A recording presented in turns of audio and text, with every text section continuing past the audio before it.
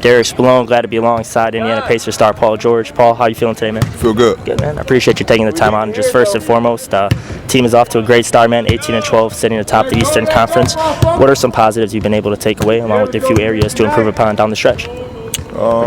Positive is, we're sitting good in a competitive East. We're in the top half of the conference, and we've yet to, put together a pretty good run yet. Yet to be consistent fully, and everyone hasn't clicked on all cylinders yet. So we got a lot of upside and a lot to be, pretty happy about where we're at. Yeah, but despite that, though, a lot of fresh faces to this team. Guys like Miles Turner, Jordan Hill, and Monte Ellis. And as a leader, how awesome has it been for you just seeing some of the new guys and the key returning players gel so quickly? It's great. We had pretty good chemistry from day one. Everyone was, ready to gel, ready to mold, and really ready to come together from day one.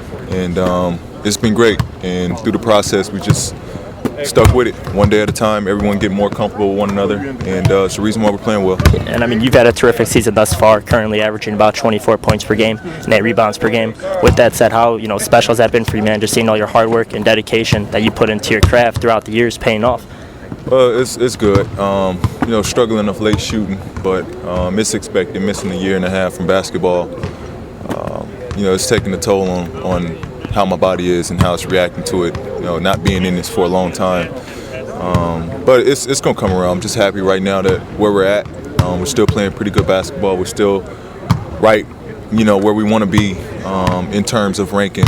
Obviously we want to move up and remain where we're at, but.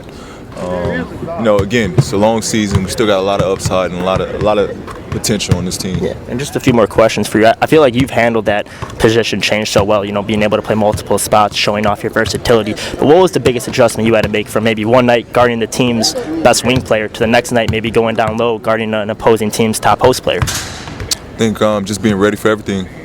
Ready for everything that's been thrown at you. Okay. You showed that definitely, man. And my final question for you, what's one thing about Paul George that not many people know that you could share with us? Maybe a special hobby or interest outside of basketball?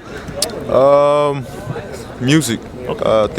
I think that's one thing people don't really know. I'm very passionate about music, and I make my own music. Yeah. Is there any specific artist that you kind of maybe model your own music recording after? No, not really. I'm a big fan of a lot of guys, but I don't try to model my influence on music off anyone.